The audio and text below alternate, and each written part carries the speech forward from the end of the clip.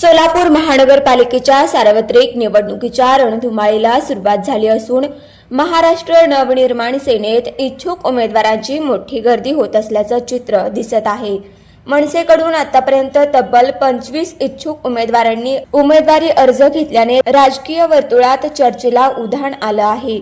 राज्याच्या राजकारणात राज ठाकरे आणि उद्धव ठाकरे एकत्र आल्यानं मनसे आणि शिवसेनेत उत्साहाचं वातावरण निर्माण झालं असून त्याचा सकारात्मक परिणाम मनसेकडे इच्छुकांचा वाढता ओढा दिसून येत आहे। मनसे प्रमुख राज ठाकरे यांच्या स्वप्नातील महाराष्ट्र घडवण्यासाठी तसेच सोलापूर शहराच्या सर्वांगीण विकासासाठी महाराष्ट्र नवनिर्माण सेना पूर्ण ताकदीने महापालिका निवडणूक लढणार असल्याची भूमिका पक्षाकडून मांडली जात आहे।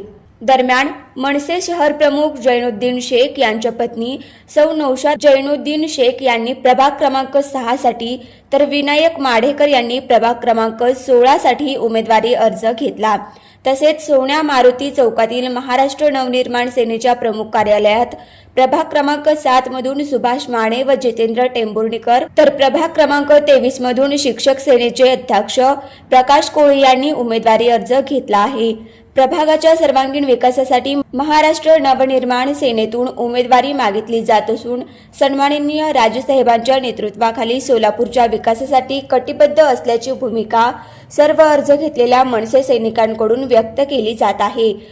यावेळी लोकसभा अध्यक्ष प्रशांत इंगळे, शहराध्यक्ष जैनुद्दीन शेख, मनविसेचे राज्य उपाध्यक्ष अमर कुलकर्णी, मनविसेचे जिल्हाध्यक्ष अभिषेक रमपुरे, वाहतूक सेना शहराध्यक्ष जितेंद्र टेंभुर्णीकर, सुभाष माने यांसह अनेक महाराष्ट्र सैनिक उपस्थित होते।